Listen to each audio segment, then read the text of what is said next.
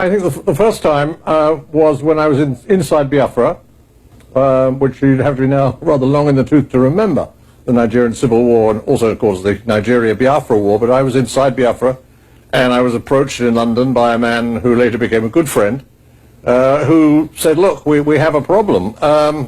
We don't have any man in any source on the ground inside the encircled enclave.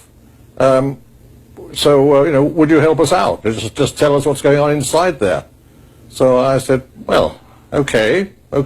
So what I did for the last year of the Biafran War, I was sending reports, both journalistic reports to the media and other reports to my new friend, telling him just actually all they wanted to know was the true level of the horror that was going on in there, the thousands and thousands of dying children.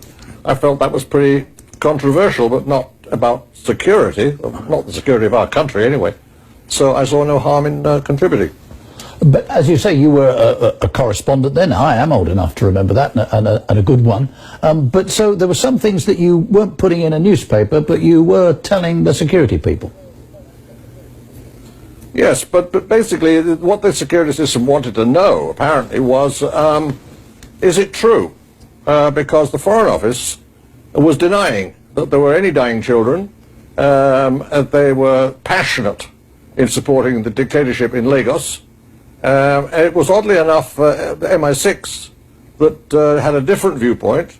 And the question then at the head of government conferences and Cobra committee meetings was, should we in fact continue supporting the Nigerian dictatorship in its slaughter of its own people, or should we not? Should we discontinue and urge a ceasefire? And there was a difference of opinion, quite a few differences of opinion. There are two ministers resigned over it. Mr. Thompson and Mr. Thomas both resigned. So this was a government that was split.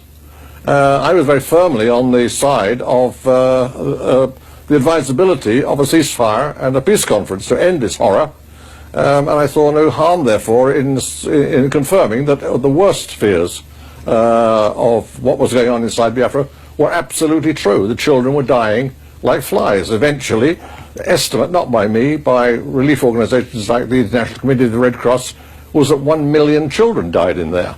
And I was in the heart of it. And that was your first foray. Then you went on to do things in undercover in East Germany and in Rhodesia. I mean, you were getting to be sort of not a full-time agent, but a proper agent. Were you paid for any of this? No, of course not. Of course not. No, back then it was a different sort of, I think, probably a different attitude.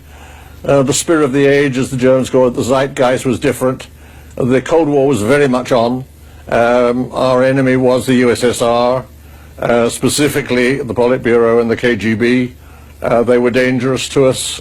They threatened us. And so if you were asked, look, hey, can you possibly see your way clear to do us a favor? It was very hard to say no.